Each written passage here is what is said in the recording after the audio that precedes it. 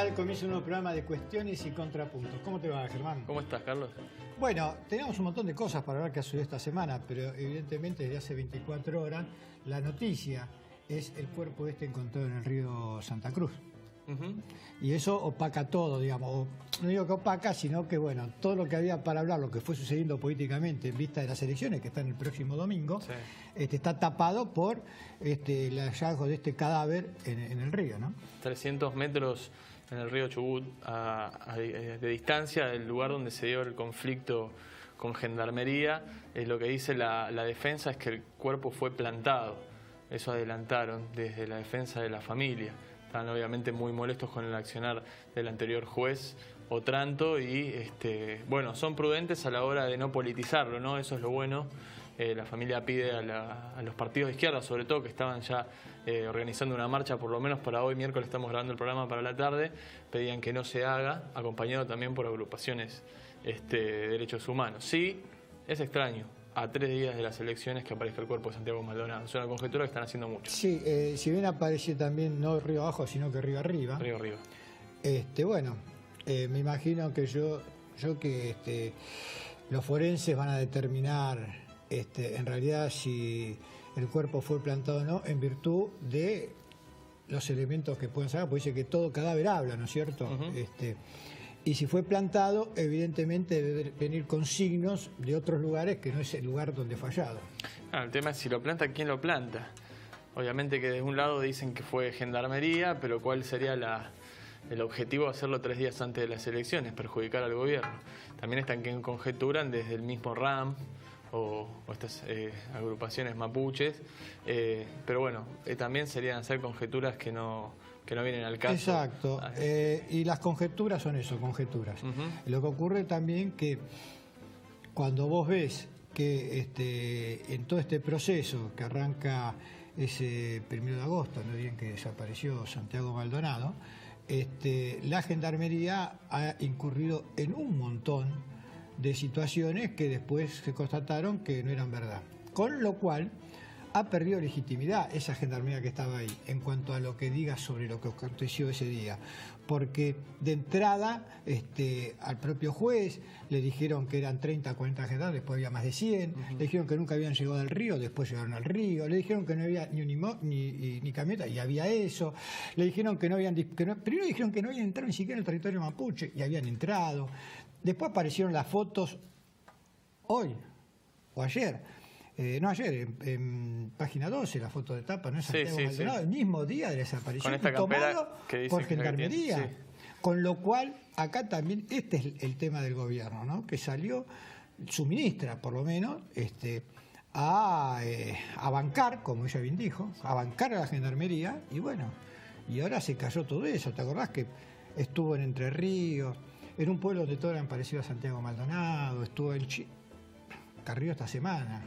Sí, no, terrible lo de Carrió, y sigue. Por eso hoy, bueno, el miércoles se definió no seguir con la campaña, lo hicieron la mayoría de los partidos grandes, pero lo de Carrió primero en TN diciendo que estaría en Chile y ahora diciendo que estaba frío como Walt Disney es lapidario. Pero yo creo que Carrió representa a Carrió, no representa a Cambiemos ni al gobierno.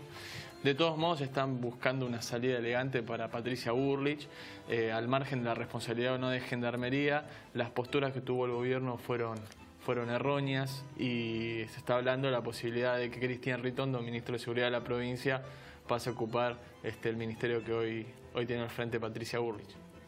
Sí, bueno, y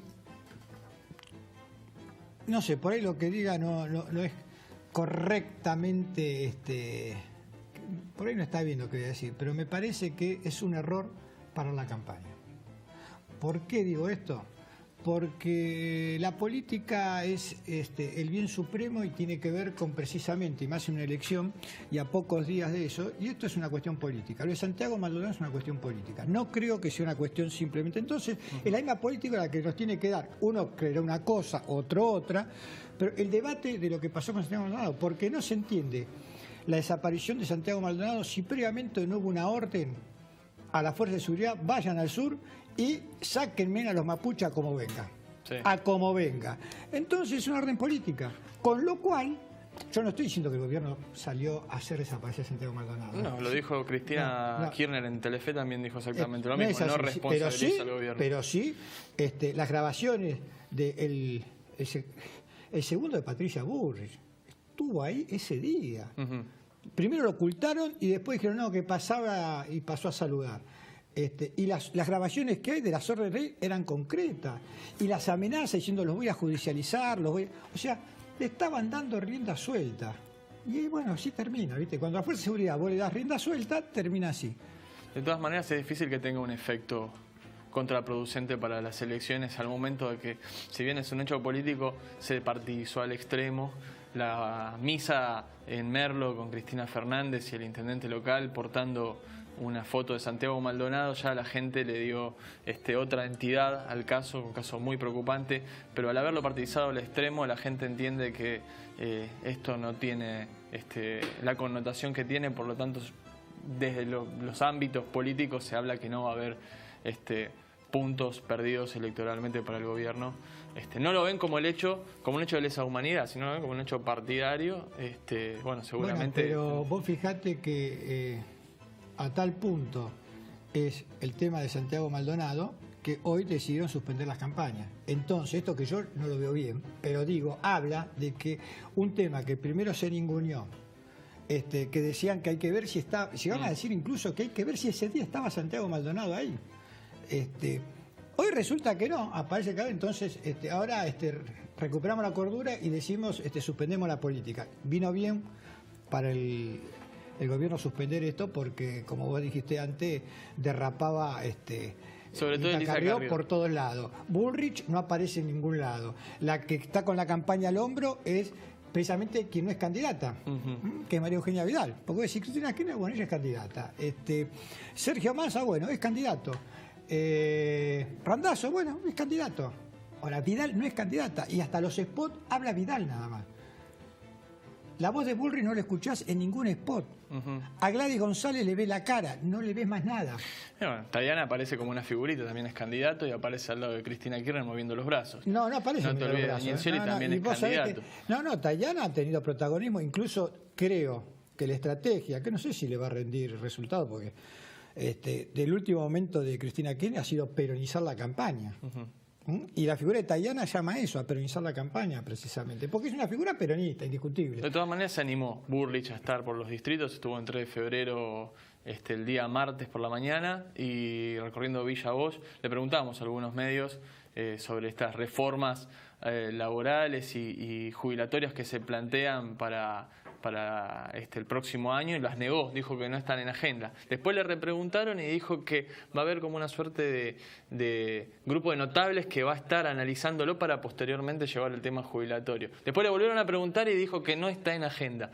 Un poquito nervioso Bullrich, después pasó gente también gritando obviamente el fragor de la política. Antes de este caso la campaña se empezó a ver un poquito más en las calles, pero bueno, no duró mucho prácticamente. Los dirigentes sindicales que comulgan bastante en algunas cuestiones con el oficialismo dicen que va a ser con el consenso de la CGT. Eso es lo que dicen ellos. Va a ser, pero sin el consenso nuestro no va a ser. Y vos fijate que incluso de sectores del justicialismo, ¿no?, en la Cámara de Diputados, dijeron concretamente que no van a aprobar ninguna ley que no tenga el consenso de la CGT. Bueno, por lo pronto los tarifazos sí se vienen, dicen que es algo que ya estaba prepactado, que aparecía en el presupuesto, que no es una medida electoral tomarla después de las elecciones, aplicarlos en la luz y el gas. Así que bueno, seguramente también va a haber alguna situación, algún coletazo económico con la medida inflacionaria, el aumento de las naftas también. Se va a llegar a un fin de año complicado. Lo que sí, bueno, volviendo al tema de Maldonado, hay que ver cómo se llega el domingo, si esa situación no puede generar algún tipo de conflictividad en las escuelas, sumado también a otra cuestión que los tiene bastante preocupados, que son las amenazas de bomba. Exactamente, eso te iba a hablar. Sí, van a estar haciendo algunos operativos especiales en los colegios. Lo hablaba con el intendente de 3 de febrero, que es uno de los distritos donde más amenazas se dieron en las escuelas. Van a estar disponiendo gendarmería la noche anterior para que no entre nadie. A ver, es un tema complicado. Si bien no pasó amenazas... ¿Te puedo decir una cosa? Gendarmería está la noche anterior desde hace años en los colegios. No es una cosa de ahora. O sea, el decir, lo que vamos a hacer es que Gendarmería esté la noche anterior, esto ocurrió en la anterior elección, ocurrió en el 2015, ocurrió en el 2013. ya a partir de 2013, Gendarmería va a los colegios la noche anterior y ocupa el colegio. Después las urnas las trae el correo, ¿no? Pero Gendarmería ya ocupa el colegio. Con lo cual, lo que no quiero es que, por eso lo voy diciendo, que el domingo se desarrolle una jornada tranquila, que la gente pueda expresarse, que vote lo que crea que está en sintonía con su pensamiento o con su interés o con su empatía, pero que vote y que le permitan votar y que le permita expresarse. Que ninguna escuela esté cerrada por una amenaza de bomba, que la gente no pueda expresarse porque ocurra eso. Y esto es una preocupación que creo que tienen varios en esta situación. Que esperemos que no se dé, y que todo el mundo pueda votar, el que vive en Barrio Norte, el que vive en el conurbano bonaerense, el que vive en Jujuy o el que vive en Tierra del Fuego. Que todos los argentinos este domingo podamos votar.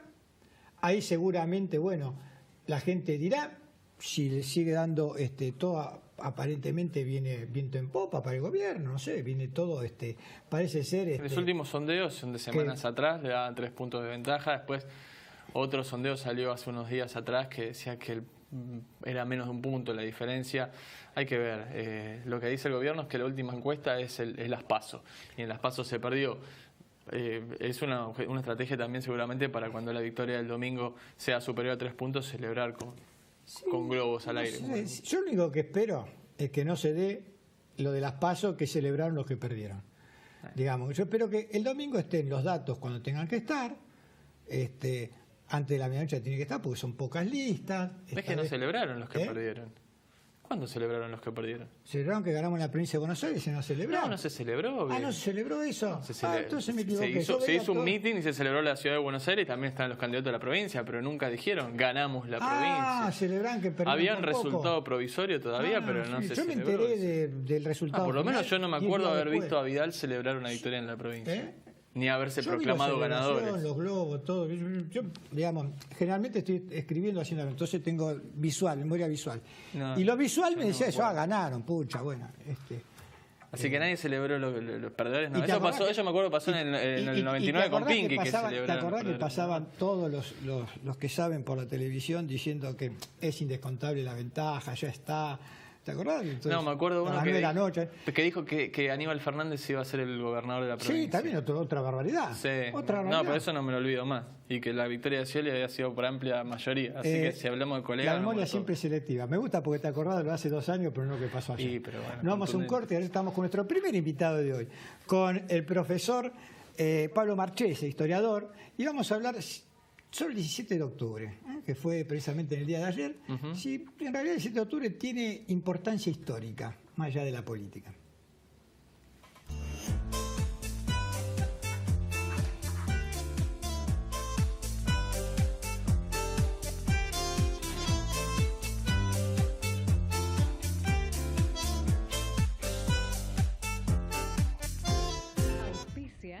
Cámara de Diputados de la Provincia de Buenos Aires.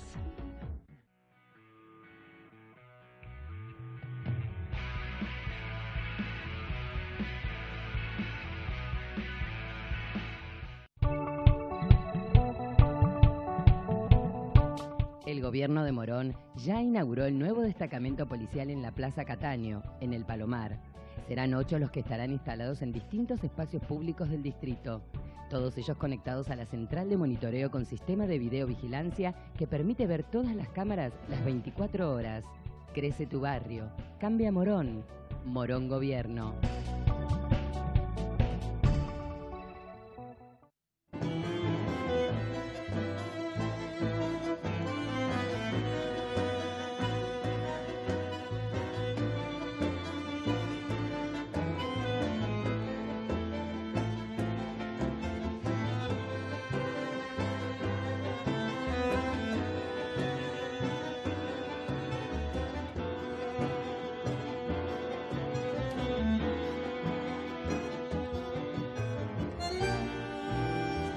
Y continuamos aquí en Cuestiones y Contrapuntos. Estamos con nuestro primer invitado, el historiador Pablo Marchese. Gracias por estar acá. Un placer, como siempre. Buenas noches. Decía antes de ir al corte que, bueno, la importancia política del 17 de octubre es bien conocida, pero ¿cuál fue su importancia histórica, digamos? Si es que la tuvo.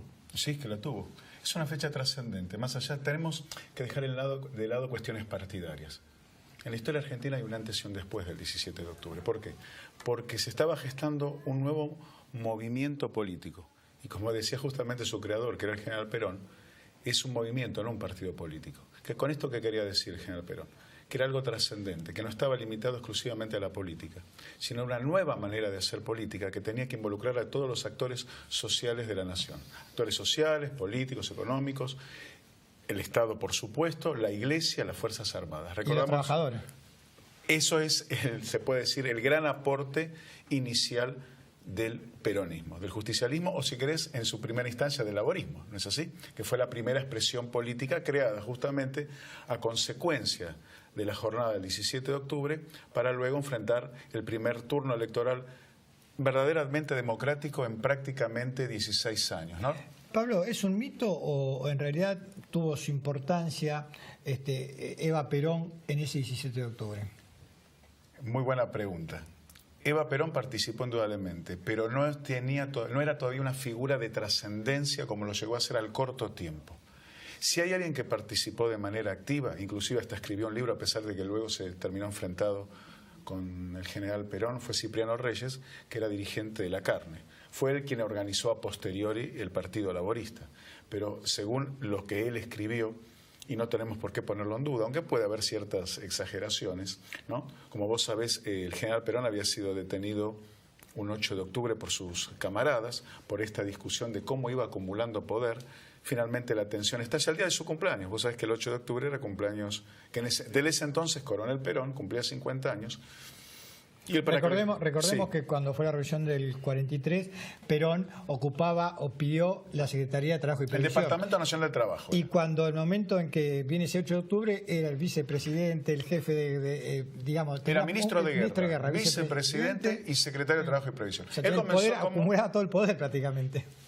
En hechos concretos, su figura era superior a quien era su inmediato superior en lo militar y en lo político, que era el presidente, el general de brigada Edelmiro Farrell. Sin entrar acá en polémicas históricas, ¿no? Pero se considera al general Farrell en realidad como una figura de paja al lado de su brillante segundo, que era el coronel Perón, ¿no? El sonriente coronel, como le decían aquellos que un poco lo apostrofaban. Perón fue acumulando cargos. El primero en el Departamento Nacional de Trabajo, el cual llamó mucho la atención a sus propios camaradas de armas. ¿Qué querés hacer al frente de un departamento que prácticamente solamente lleva estadísticas? Pero lo pidió y se lo dieron, ningún problema. Si te interesa, no era un cargo realmente relevante. Y él lo transforma en la Secretaría de Trabajo y Previsión. Y ahí es donde comienza a desarrollar su plan de trabajo, que lógicamente tiene luego una connotación política. Que la pudo llevar, exacto, que lo pudo llevar adelante, que era que llegar finalmente, como ocurrió, a presidente. Ahora, ¿hubiera llegado a presidente de no haber existido el 17 de octubre? Tengo mis dudas. No puedo afirmar nada porque la historia es como es, ¿no? Con el tal vez, el quizás, no hacemos historia. Evidentemente el 17 de octubre cambió todo. Es lo mismo que si se discute, como hablamos en la pausa. Vos sabés que la CGT había citado, en realidad, para el 18, la jornada de protesta, porque el coronel Perón estaba detenido en Martín García. De ser cierto, entonces, lo que ocurrió en esa jornada del 17, la gente salió de manera cuasi espontánea a la calle para solicitar que liberasen al coronel. Recordarás cómo la gente iba cruzando el riachuelo, que levantaron el puente, que los volvieron a bajar, que los partidarios de Perón en el ámbito militar comenzaron a presionar, inclusive los militares, sí, ellos mismos comenzaron a presionar a los dirigentes sindicales para que movilizaran a la gente, entre ellos, vos sabés, el teniente coronel Mercante, que era un íntimo de Perón y que luego fue gobernador de la provincia de Buenos Aires. O sea que los acontecimientos creo que se desarrollan de una manera vertiginosa en apenas 24 horas. Perón lo tienen que traer cuasi de urgencia de Martín García, lo llevan al Hospital Militar Central en Luis María Campos, y ahí lo entrevistan y prácticamente impone sus condiciones. Lo tiene que recibir el general Farr, en el cual Perón luego lo manifestó, ¿te acordás? En ese famoso reportaje a la televisión francesa en el año 71, que al mismo Perón lo relata, ¿no? Que sí, en el jardín de la quinta de Puerta de Hierro, donde él mismo comenta que cuando lo recibe, ¿usted qué dice, coronel? ¿Qué es lo que hay que hacer? Me dice, mi general, hay que llamar a elecciones, ¿usted qué piensa? ¿Y cuándo lo hacemos? Bueno, 3 meses, no, los padrones, que la lista dice, bueno, en 6 meses llamamos a elecciones. Y Perón, con un gesto de picardía, dice, bueno, mi general, palabra de honor. Lo comprometía formalmente. Hoy tal vez la palabra decir honor está un poco devaluado, lamentablemente, pero entre militares y en esos años era importante. Y aparte había testigos. ¿Hay, Pablo, en el mundo un día comparable al 17 de octubre en cuanto a las masas movilizadas para defender o para pedir por su líder, un hombre político? Mira, hay algunas circunstancias, si querés, históricas. Vos decís. En el mundo moderno, ¿no? En el mundo moderno. Lo que tenés en lo que ocurrió, si bien no fue por la liberación del, ¿te acuerdas la primavera de Praga con Dubček en 1968 y al poco tiempo el famoso Mayo francés? No fue tal vez tanto por su líder, pero sí lo que él reencarnaba, o sea, una renovación en la práctica de las formas políticas. Lamentablemente sabemos cómo intervino el Pacto de Varsovia nuevamente, pero de acuerdo a lo que había sido la trágica experiencia de Hungría en 1956, no se llegó a ese baño de sangre y fue una intervención directa de todos los países que conformaban en ese momento el Pacto de Varsovia. Dubček de cualquier manera perdió el poder, pero como hecho así reciente, a Perón le llamó mucho la atención. Perón luego fue un asiduo estudioso del caso de la primavera de Praga y del famoso Mayo francés, ¿no? Que lo comentó mucho en sus videos que enviaba luego a sus partidarios acá en Buenos Aires. Yo ese destacaría así moderno. Si querés otro, pero en otra época, te puede decir Napoleón cuando retornó de la isla de Elba, o la muerte de Julio César, que fue defendido por Marco Antoni, que generó también en la gente un apoyo popular post-mortem en ese caso. Hay algo que siempre me llamó la atención cuando retornó Napoleón en la isla de Elba.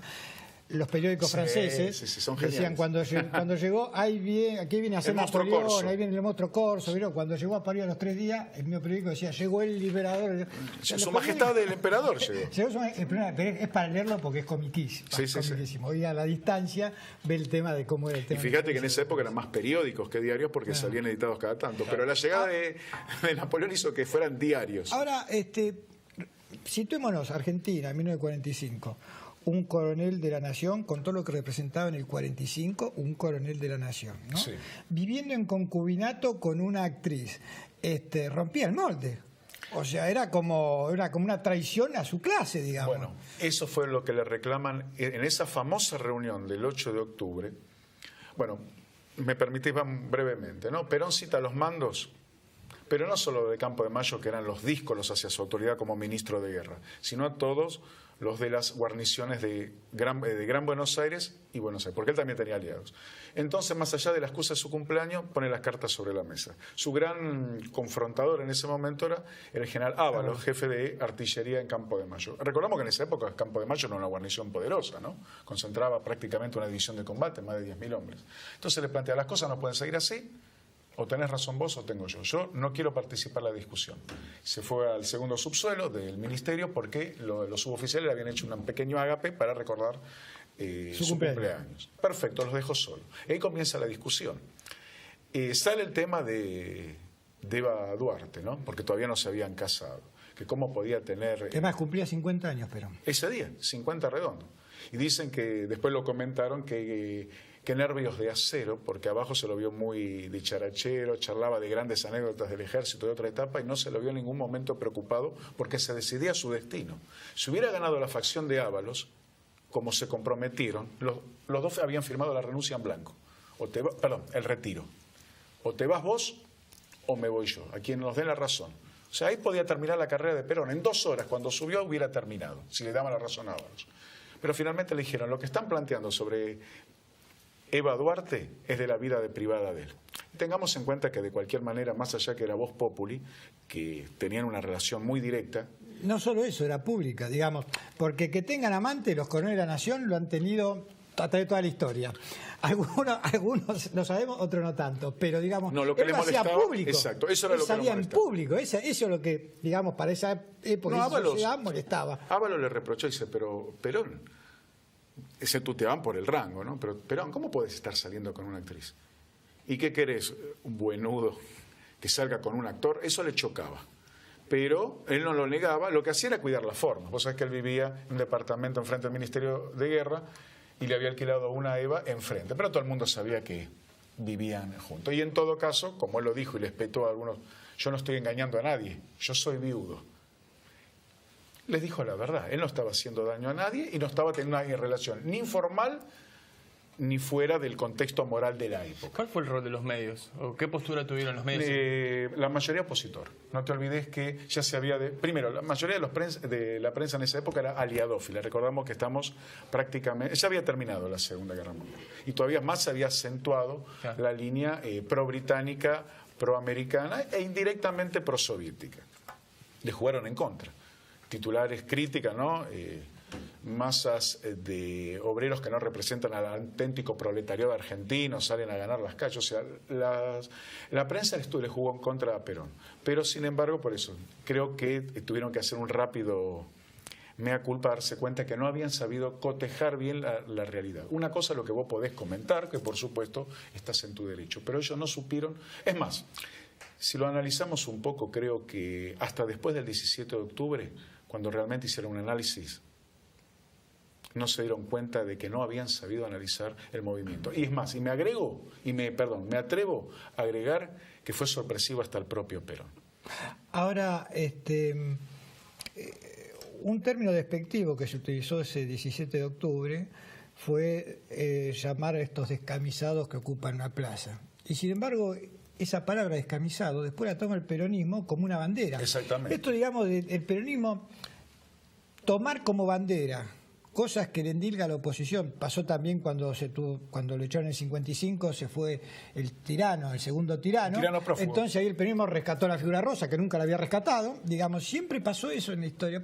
Digamos, o sea, como que no digo el enemigo, pero el adversario reafirma el peronismo en su convicción. Pero el día que Perón tiene que irse del país, ¿te acordás que se embarca en la cañonera paraguaya? Hay un solo periodista con él. Perón estaba demudado, lógicamente. ¿Qué va a hacer ahora usted, general? Perón lo mira y le dice, yo no voy a hacer nada, dice. Mis enemigos lo harán por mí. Se puede decir que fue una profecía. Pasaron 18 años, pero ¿qué estaba diciendo? Pues se van a mandar tantas macanas que voy a terminar retornando. Y finalmente fue así. Perón ya estaba viendo, él seguramente no podría saber que serían tanto tiempo. Claro. Pero él tenía muy claro quiénes eran sus adversarios. Y cuando estoy diciendo tener en claro, era como decía Napoleón, ¿no es cierto? O sea, el análisis no tiene que ser solo de campo de batalla, sino con quién te enfrentas. Vos tenés que conocer a tu adversario. Una cosa es hacer la publicidad, es menospreciarlo públicamente. Pero pobre de vos si realmente te crees tu propia publicidad. Perón sabía con quiénes trataba. Y lamentablemente la jerarquía militar de esos años de aquellos que echan a Perón, no tenía el calibre ni moral ni intelectual para enfrentarlo. Creo que, entre comillas, el que más se dio cuenta de la situación había sido el mismo Lonardi. Pero Lonardi, sus propios camaradas lo terminan echando, porque hoy, por supuesto, lo que digo es hipotético. Pero Lonardi llegó a plantear prontamente un peronismo sin Perón, ¿no es así? O sea, ¿en qué aspecto? Ni vencedores ni vencidos. Exacto. Pero si hubieran hecho eso, si hubieran mantenido las banderas a cierto punto peronistas, ¿qué hubiese ocurrido en esas masas, en esos dirigentes sindicales? Pero al querer destruir todo lo que hizo Perón, quedó claro que era blanco sobre negro. Perón, ¿qué nos dio? Justicia social, bienestar, progreso. ¿Qué nos ofrecen ustedes? Retroceso. O sea que prácticamente le hicieron el juego a Perón. O sea que el 17 de octubre fue la fecha fundacional del peronismo y también fue la fecha del Movimiento Nacional Justicialista. De su primera víctima también, ¿no? El primer mártir que tuvo el peronismo, ¿no? En ese 17 de octubre. ¿A qué te refieres? ¿Pasaponte fue ahí? No, te digo la verdad, no lo tengo presente. Desde el edificio de la prensa dispararon a la multitud y... José María Rosa siempre comentó que había un pobre viejito, dice, él decía oligarca conservador, que se plantó a pie firme delante del diario La Prensa y que pasaron unos muchachones y que le sacaron el bastón y se cayó. El viejo se levantó y le dio un bastonazo al que lo tiró y dice, acá lo van a matar. Y se mantuvo a pie firme. Y dice, sin embargo, no le hicieron nada. Y dice, lo que le llamó la atención, que después fue reconocido, que dice, esa gente lo que quería era la libertad de Perón. No fue a buscar problemas. Y hay que reconocer que aquellos sectores que quisieron, militares, que quisieron reprimir, en ese sentido mantuvo muy bien la cordura el presidente, que dijo, yo no ordeno disparar al aire nada, hay muchas mujeres, hay chicos, podría ocurrir una catástrofe. O sea... Y terminó en paz. Terminó con las palabras de Perón, que todavía no había compañeros, eran trabajadores. Así es. Gracias por haber venido, Pablo. Siempre un placer. Buenas noches. Nos vemos un corte y al regreso estamos con nuestro segundo invitado de hoy, con Juan Slayman, candidato a concejal en San Martín por el Frente Un País. Bueno.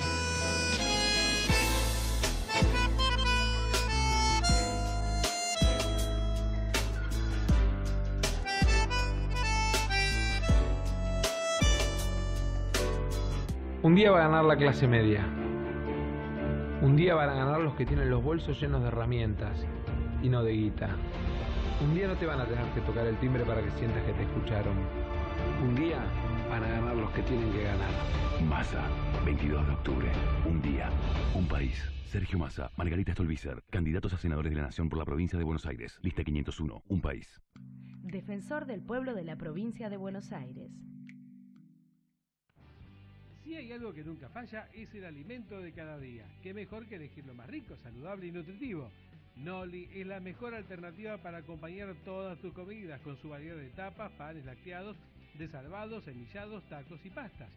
Encontralos en los supermercados de tu zona. Y no te olvides, Noli siempre en tu mesa. Caballito Automotores. Concesionario oficial Honda. Calidad, servicio y excelencia en atención al cliente.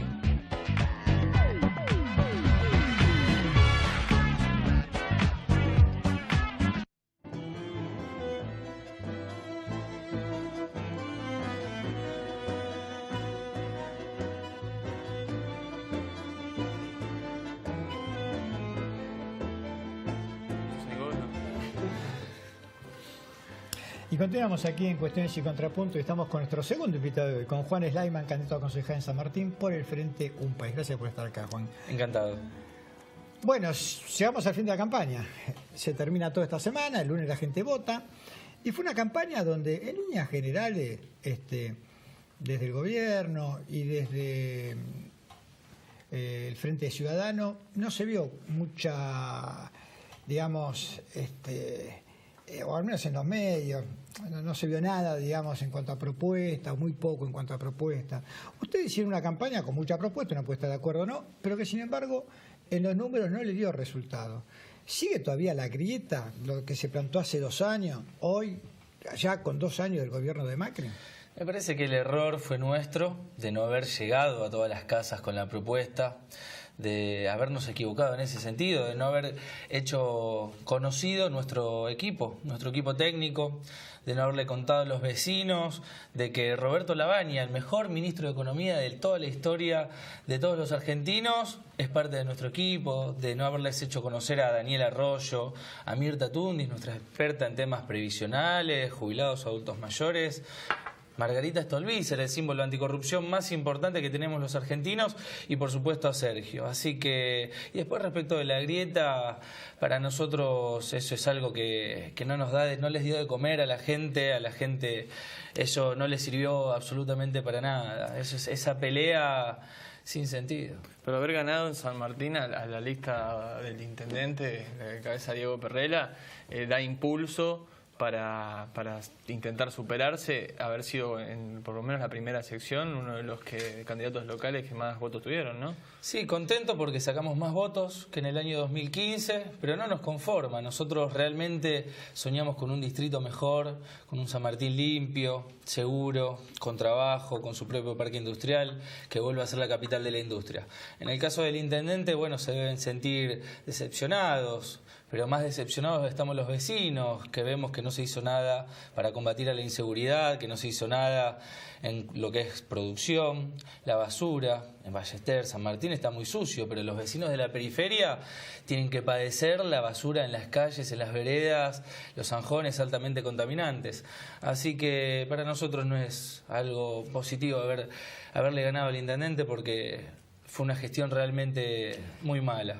Lo que sí ahora, bueno, a trabajar más, a redoblar el esfuerzo, porque tenemos que hacerle conocer también a los vecinos la propuesta de un país en San Martín. Pero cuando hablas con la gente, ¿no te pasa esto? Que algunos diciendo, no quiero que vuelva lo que pasó hace 2 años, otros diciendo, me están hablando de lo de hace 2 años, ¿por qué no hablamos de ahora, lo que está pasando? Y sin embargo, eligen una de las 2 opciones, la mayoría, digamos, hasta ahora ha sido así.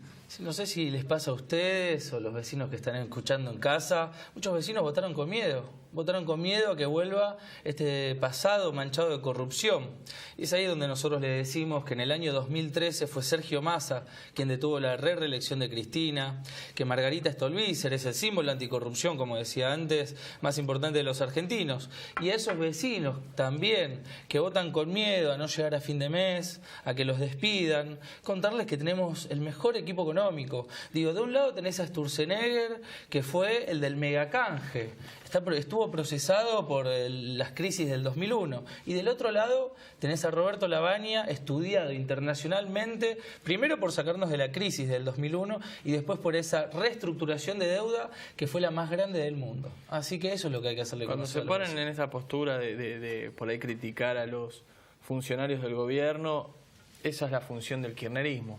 ¿No es un error también ponerse? Porque más al principio de la campaña también tenía esa visión crítica. La última etapa de la campaña es el tema de la alerta Buenos Aires, el tema de la inseguridad, el tema de los precios. ¿No es un error tratar de ocupar un espacio que ya está ocupado? No, nosotros no es una crítica destructiva, sino simplemente en este caso poner la contracara de lo que es, por un lado Lavagna y por el otro lado Sturzenegger. Lo nuestro es la propuesta. Realmente tenemos que mostrar, tenemos gestión para mostrar San Fernando, el distrito con menor índice delictivo de la provincia de Buenos Aires, dicho por el propio ministro de Seguridad de la provincia de Buenos Aires, que es de otro partido político. Tigre, todos sabemos lo Algunos que es. Dicen que es la mejor intendencia de la provincia de Buenos Aires. San Hoy sí, sin duda. Administrativamente hablando, Tigre, ¿no? Tigre es un distrito modelo en cuanto a embellecimiento urbano, en cuanto a seguridad. Todos imitan a eso. El otro día estuvo el exalcalde Giuliani de Nueva York poniendo de ejemplo en todas partes del mundo a Tigre en cuanto al combate a la inseguridad. Entonces, ese es el camino que tenemos que seguir. Y en San Martín es lo que estamos haciendo. Nosotros nos hemos capacitado en Tigre. ¿Qué quiere la gente? Porque con todo esto que exponés, se entenderá que Tigre, Julio Zamora, tendría que arrasar y ganó por 200 votos. Y está viendo si un actor, Segundo Cernano, no le gana la elección legislativa. ¿Entienden a la gente? ¿Se puede entender? ¿O es muy complicado para la política, sobre todo local, entender al vecino? Sí, a nosotros nos preocupa que los vecinos estén votando con miedo. Los entendemos, pero claramente esa no es la solución. Por eso es donde nosotros tenemos que hacerle conocer esto. Realmente esta grieta es lo que afectó en distintos distritos de la provincia de Buenos Aires. Ahora, sin dudas, con un Massa que sacó 15 puntos, le fue muy bien en lo que es Tigre, San Fernando, les va a ir mejor ahora, también sin dudas. Y bueno, hay que seguir trabajando para que los vecinos conozcan realmente la propuesta y el equipo. Sí, hay una cosa que lo decía recién Germán, el tema de la estrategia, ¿no? Visto desde otro lado, porque este es el problema, ¿no? La coyuntura que estamos viviendo. Porque uno podría decir a vuelo de pájaro que para el oficialismo es fácil, los que están de acuerdo con el oficialismo tienen una sola ventanilla. Y en la oposición hay un montón de ventanillas. Recién Germán decía si no fue un error criticar al oficialismo. ¿No es un error criticar a parte de la oposición en lugar de criticar solo al oficialismo? Porque, digamos, ustedes son parte de la oposición y buscan los votos de la oposición precisamente. Nosotros creemos que es importante destacar y aclararle a los vecinos muchas cosas. Cuando nosotros decimos, por ejemplo, que un país no tiene un solo candidato con causas por corrupción, bueno, es importante decirlo porque justamente nosotros no venimos acá por un puesto político y sí vemos que en otros espacios lo que están buscando son fueros, lo que están buscando es justamente eso. Nosotros queremos darle tranquilidad al vecino, no darle la seguridad a estos dirigentes políticos que están sospechados de corrupción. Entonces nosotros lo tenemos que decir. Y cuando nosotros no estamos de acuerdo con el ajuste del presente, lo tenemos que decir de una forma con mucho respeto, pero realmente hoy los vecinos no están llegando a fin de mes, como podían llegar quizás antes, el tarifazo los afecta, los despidos. a los vecinos como que los tratan de tontos. ¿Cómo es esto de que están diciendo que después de las elecciones se viene el ajuste, pero recién después de las elecciones? Nosotros tenemos una responsabilidad como dirigentes políticos de explicarle todas estas cosas a los vecinos. Cuando hablan de la reforma laboral, de la reforma previsional y la esconden, ¿por qué la esconden? Si sería positiva, claramente la estarían mostrando antes de la campaña. Como no lo hacen, claramente no es positiva. Entonces, nosotros tenemos la responsabilidad ética, moral y política de hacerle conocer esto a los vecinos. Hoy Daniel Arroyo salió a decir públicamente y aclarando que no era una postura personal, sino que de una postura política de todo el ámbito del Frente Un País, que en caso de confirmarse que el cuerpo encontrado en el río Santa Cruz perteneciera a Santiago Maldonado, ellos iban a pedir en el Congreso el juicio político a la ministra Bullrich. Sí, lo recibimos con mucha tristeza, todavía estamos a la espera de los resultados, hay que estar al lado de la familia, realmente es algo lamentable, estamos decepcionados por la labor de la ministra. La ministra se manejó mal desde el principio, como bien lo decías vos antes, lo de ayer de Carrió también es lamentable, esas risas. Esto realmente es algo grave, nosotros esperábamos que actúe de otra forma la ministra. Yo comparto lo que dijo Daniel Arroyo y comparto lo que dijo Sergio Massa, que de encontrarse Maldonado muerto tiene que dar un paso al costado. Se pusieron del lado de la Gendarmería en lugar de ponerse del lado de los vecinos, de los argentinos, porque esto nos tiene que unir a todos y no usarlo políticamente, porque de hecho no estamos utilizándolo de esa forma. Pero todos tenemos que estar a favor de la vida, a favor de la paz, y esto no estuvo bueno para nada, realmente estuvo Para bueno. lo que viene, que va a ser el armado del peronismo al 19, cómo van a estar trabajando con otros dirigentes de San Martín, te nombro alguno, Oscar Vitz, que es quien armó la lista de Unidad Ciudadana, que tienen buena relación. Ustedes estuvieron por cerrar, ¿no?, en un acuerdo antes de que... No, tenemos una buena relación personal, tanto con Oscar como con muchos actores, incluso de distintos espacios políticos, ¿no? Esto hay que tener respeto.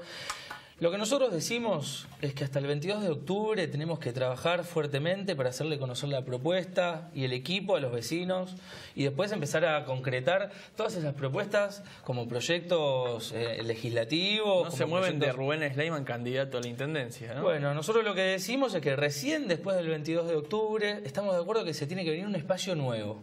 Salgamos de lo que es el Partido Justicialista, no, un espacio nuevo, un frente nuevo, pero por supuesto, digo, innovador, desarrollista, republicano, pero con ejes en la movilidad social ascendente y en la justicia social, que es lo que nos une a todos los que somos peronistas. Yo soy peronista desde siempre. Ahora, tenemos que aclarar que con algunos dirigentes que están procesados, que tienen causas de corrupción, los Debido, los Jaime, nosotros no vamos ni a la esquina. Con Vudú, por ejemplo, no tenemos nada que ver, ni queremos tener nada que ver. ¿Sabes algo del presidente del PJ de San Martín? Es Cervantes, ¿no? Es Cervantes, ¿Está vivo? Está con Bocio. Mirá, nosotros respetamos a todos los compañeros. Pero no tiene actividad el PJ de San Martín, ¿no? Te puedo contar lo que hicimos nosotros entre el 2009 y el 2015 con Graciela Camaño como presidenta del Partido Justicialista y Rubén Sleiman, mi viejo como vicepresidente. Pues la sede la tenía Graciela no tienen, en la calle Islas Malvinas, ahí cerca del 3 de febrero. Lo que nosotros teníamos era realmente algo más importante. Nosotros metimos a todos los referentes peronistas, incluso a los que perdieron. Después fuimos hacia una lista de unidad. Pero me parece que ya no va más esto de hablar del Partido Justicialista. Digo, sin dudas que hay ejes como la justicia social que nos tiene que unir a todos. El espanto contra este gobierno nos tiene que unir, pero con algo nuevo. No me vengan con estos dirigentes que se dicen peronistas que no lo son ahora. Vos me hablás de intendentes exitosos, Menéndez, Nardini, Sujarchuk. Bienvenidos sean. Gobernadores, Casas, UNIAC. Nos viene realmente, eso sí, sería un buen equipo. Bueno, es un desafío.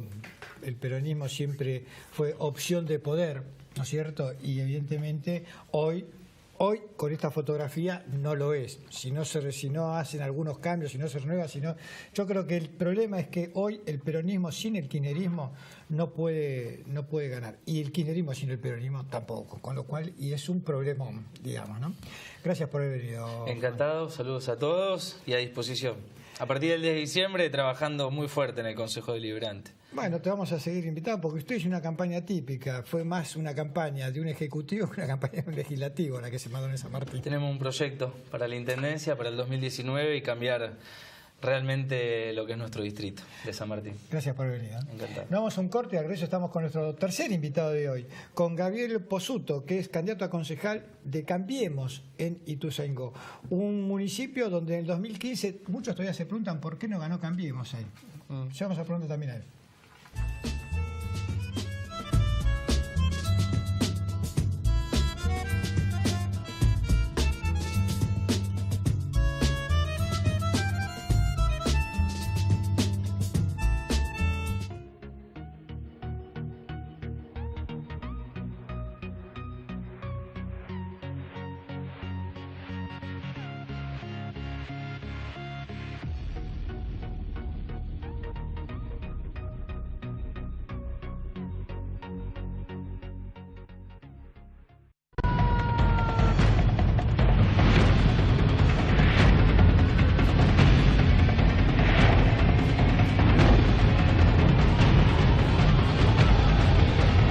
smnoticias.com.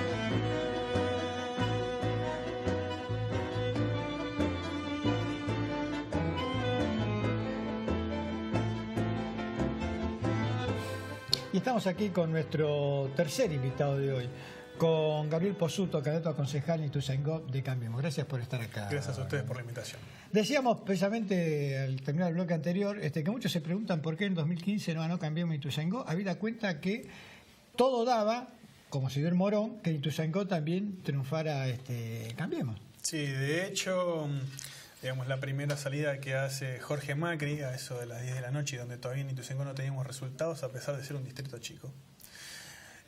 Jorge Macri decía, venimos ganando en Vicente López, venimos ganando en Morón, venimos ganando en Ituzaingó. Yo creo que un poco las respuestas hay que buscarlas en los referentes que en ese momento representaban a Cambiemos, que hoy no lo representan más, eso es claro. Y creo que ahí, ¿no? Ahí está un poco el tema de la razón por qué no ganó Cambiemos. De cara ya al 19, los referentes que hoy forman parte de Cambiemos en Ituzaingó, que costó conformar esa lista, pero bueno, en definitiva se logró ese consenso, son los que van a, de alguna manera, lograr, al igual que en Morón, en el viejo Morón, Ituzaingó se suma y quizás también Hurlingham eventualmente, ¿no? Sí, totalmente. Bueno, de hecho, en las PASO de ahora de agosto, digamos, todo lo que vendría a ser, lo que circunda, lo que vendría a ser Morón, Ituzaingó, Hurlingham, incluso San Martín, digamos, en donde nosotros hicimos una buena elección, en donde el candidato concejal en San Martín nuestro ganó. Digamos, se nota que la zona de influencia, digamos, de lo que vendría a ser Morón, 3 de febrero, impactó en las elecciones, en las PASO de agosto. Y esperamos repetir.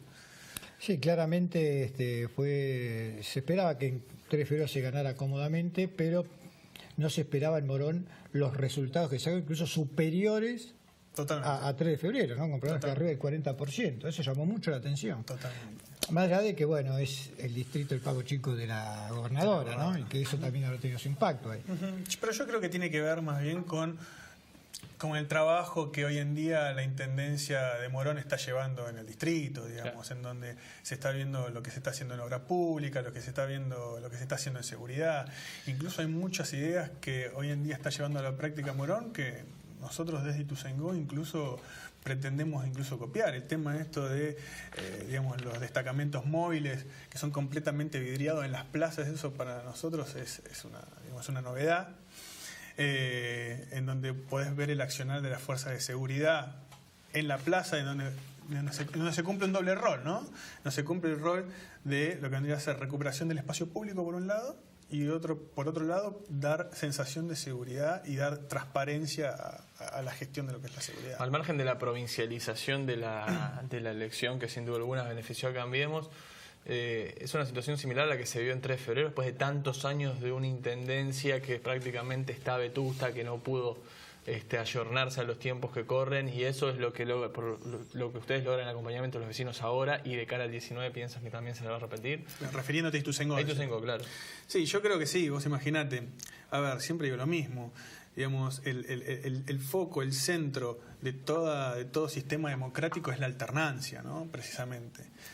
Y es algo que no se dio no solamente en Ituzaingó, sino en algunos otros bastiones, digamos, de lo que se llaman los varones del conurbano. Si bien hoy en día quedan pocos y con la modificación de la ley no se permite la reelección indefinida de los intendentes, en Ituzaingó yo creo que la gente está pasando esto, ¿no? El desgaste de un intendente que durante 22 años gobernó, gestionó un municipio en donde realmente, si vos ves de acá hacia 22 años atrás, no tenés grandes cambios, y yo creo que la gente busca eso. Pero hablábamos muchas veces que lo difícil que es para los intendentes varones del conurbano asumir la derrota previa, y quieren presentarse de todas maneras sabiendo que van a perder. Pasó con Enrique García, pasó con Osvaldo Amieiro, pasó con Hugo su propio Curto. recambio. Claro. Ustedes dan por hecho que en el 19 Alberto Descalzo va a estar otra vez presentándose. La verdad que no lo sabemos. Igualmente nosotros hoy en día estamos trabajando para hacer una verdadera oposición en el distrito, en Ituzaingó, en donde consideramos que nunca hubo una verdadera oposición en el distrito. Ajá. Trabajamos precisamente para eso, y sí, trabajamos para poder pelear en el 2019 la intendencia de Ituzaingó, eso sin ningún lugar a dudas. Y por eso nos vamos preparamos los equipos, claro, preparamos proyectos. Ahora, Ituzaingó siempre fue un voto disperso el que tuvo. O sea, en la mejor época donde el kirchnerismo arrasaba en todos los distritos, en Ituzaingó no era así. Ganaba, pero no arrasaba, digamos.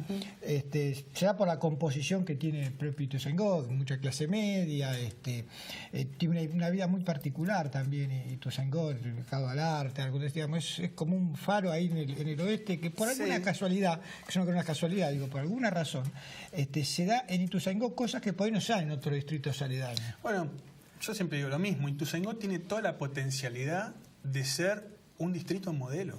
Digamos, en donde vos tenés un distrito chico, digamos, no tiene más de 34 kilómetros cuadrados, una composición social en donde no tenés, digamos, una composición social pareja, en donde vos no tenés, digamos, altos y bajos. Nosotros no tenemos grandes villas de emergencia, por así decirlo, en donde tenés, bueno, al lado tenés pegado a distritos como Morón, y sobre todo lo que vendría a ser Castelar o Castelar Norte, en donde todo esto hace que Ituzaingó, tenemos el pulmón, uno de los pulmones más grandes de la provincia de Buenos Aires, luego de lo que vendría a ser el Parque Pereira y la Ola, lo que es el Parque del Bar.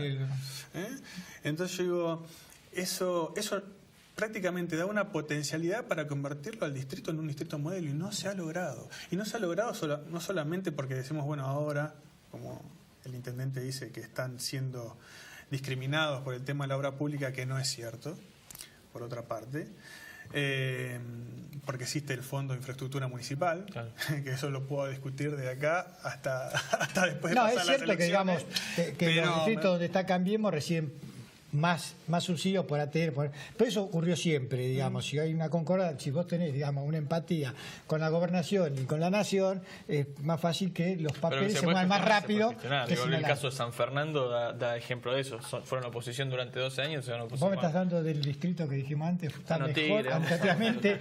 San Miguel en su momento también fue oposición y puede hacer obra pública con los recursos propios. Pero es difícil. Digamos, a ver, el Fondo de Infraestructura del Conurbano, el Fondo de Infraestructura Municipal, que depende de la provincia de Buenos Aires, del endeudamiento que hace la provincia de Buenos Aires. Dicen que lo van a sacar ahora, pero no te quiero meter en eso, pero en realidad no es que no es que lo quieran sacar. ¿Sabes lo que sucede? Es que los intendentes tienen que presentar los avances de obra para que se sigan dando los desembolsos. En el 2016 todavía no presentaron todo lo que vendría a ser la rendición de cuentas del FIM 2016. Del 2017, la primera sección electoral, se entregaron 2.500 millones de pesos y recién se rindieron 500 millones de pesos. Ituzaingó rindió 0. ¿Entendés? Entonces, después decís, no, bueno, no me dan obras. No, claro, los desembolsos no están si vos no rendís cuenta. Digamos, yo lo que pasa es que creo que hay muchos intendentes... La discusión que hay hoy en la Cámara de Diputados precisamente, y la orden que hay, lo dijo el propio presidente de la Cámara, que el fin... digamos, va a terminar, el fin, va a tener su fin. Sí, precisamente decía que iba a tener su fin porque al no presentarse las rendiciones de cuentas ya en el 2018, si no presentar rendiciones de cuentas anteriores, después no te llegan los desembolsos posteriores. Entonces estaban viendo que, y lo más paradigmático, que esas obras del fin eran elegidas por los intendentes, no era que lo elegía la provincia de Buenos Aires. Sí, porque fue parte del acuerdo, como decía, de permitir el movimiento de revisión. Para empezar a posicionarse y a lograr poder frente a lo que va a ser la elección al 19, seguramente van a ir por la presidencia del Consejo Liberante, entiendo. Ahora en el 2017. A partir de esta elección, ¿no?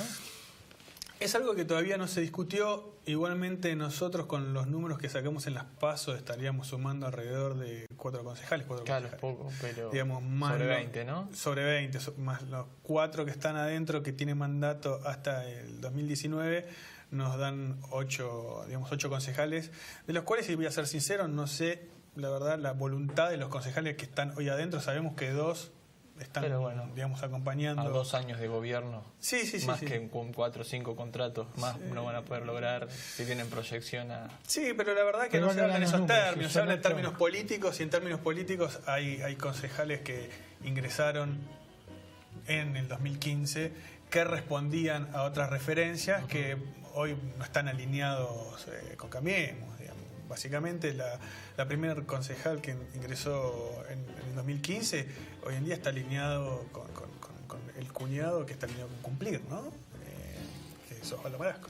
Estamos hablando de él. Gabriel, ¿aprovecharon esta campaña para también plantear cuestiones en vista precisamente de ese 2019 y al Ejecutivo de Ituzaingó, o no? No, porque la verdad incluso lo estaba repitiendo yo el otro día en otros medios. Nosotros, la dinámica de la campaña fue separada de lo que fue la dinámica del Consejo Deliberante. Nos enfocamos básicamente en esto, en la campaña del 2017 y en ganar las legislativas. Una vez que ingresemos al cuerpo, sentarnos con todos los concejales que están hoy en día dentro del bloque Cambiemos. Y aquellos que estén alineados con la gobernadora, la manera de ver y pensar política con la gobernadora, con el vicegobernador, Daniel Salvador, con el presidente, serán con los que conformaremos el bloque. Los demás, calculo que decidirán armar un bloque aparte, no sé. Gracias por venir. Gracias a ustedes por invitarme. Germán, se nos acabó el tiempo. Terminamos. Bueno, la semana que viene ya con los resultados sobre la mesa. Sí, tendremos los resultados y analizaremos a ver si es tan uniforme la elección o si hay distritos donde se vea alguna cuestión más local que lo que es la general. Sin duda. Y a ustedes, gracias por permitirnos haber entrado en sus hogares y nos vemos la semana próxima para más cuestiones y contrapuntos. Han sido muy amables.